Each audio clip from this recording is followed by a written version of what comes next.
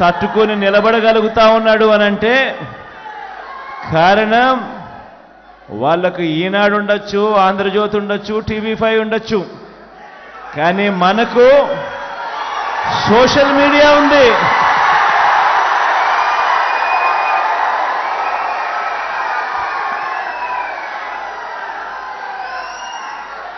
Cell phone చేతిలో ఉన్న నా ప్రతి చెల్లెమ్మ, సెల్ ఫోన్ చేతిలో ఉన్న నా ప్రతి తమ్ముడు జగన్కు తోడుగా ఉన్నాడు.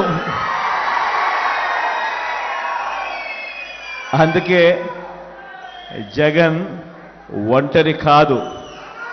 జగన్కు ఇన్ని కోట్ల గుండెలు రాష్ట్ర వ్యాప్తంగా ఉన్నాయి.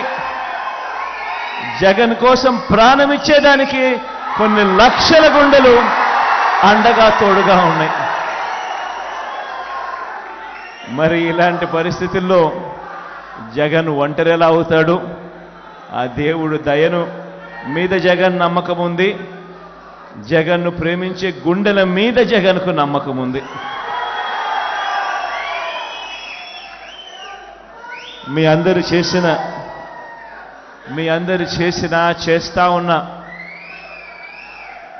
మీ అందరి అభిమానానికి, ఆప్యాయతలకు, చూపిస్తా ఉన్న ఆప్యాయతలకు మీ జగన్ మాత్రం నిండు మనసుతో ఒకటే చెప్పగలుగుతాడు. మీకు ఎంత చేసినా, ఏమి చేయగలిగినా కూడా అది తక్కువే అవుతుంది అని మాత్రం ఈ సందర్భంగా సగర్వంగా చెప్పగలుగుతాడు. అన్ని రకాలుగా మీ అందరికీ తోడుగా ఉంటామని మాత్రం మరొక్కసారి భరోసా ఇస్తా ఉన్నాను. ఆర్గనైజేషన్ను కూడా స్ట్రీమ్లైన్ చేసే విషయంలో చాలా ఎఫెక్టివ్గా స్ట్రీమ్లైనింగ్ కూడా జరిగింది. భార్గవ్ కూడా చాలా క్రియాశీలకంగా స్ట్రీమ్లైనింగ్ చేసే కార్యక్రమంలో తాను కూడా ముందుండి అడుగులు వేస్తూ ఉన్నాడు. అందరం కూడా మీ అందరికీ కూడా ఒకటే అష్యూరెన్స్ ఇస్తా ఉన్నాం.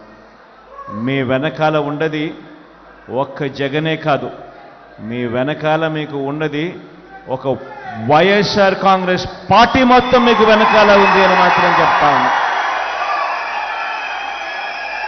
ప్రతి నియోజకవర్గంలోనూ తోడుగా ఉంది, ప్రతి మండలంలోనూ తోడుగా ఉంది, ప్రతి గ్రామంలోనూ కూడా మీకు అండగా ఉంటుందని మాత్రం ఈ సందర్భంగా చెప్తా ఉన్నాం.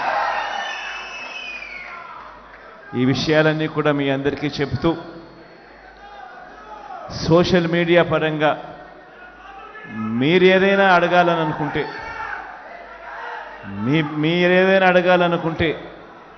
మీ అన్న, మీ తమ్ముడు చెప్పడానికి సిద్ధంగా ఉన్నాడని ఈ సందర్భంగా చెబుతూ,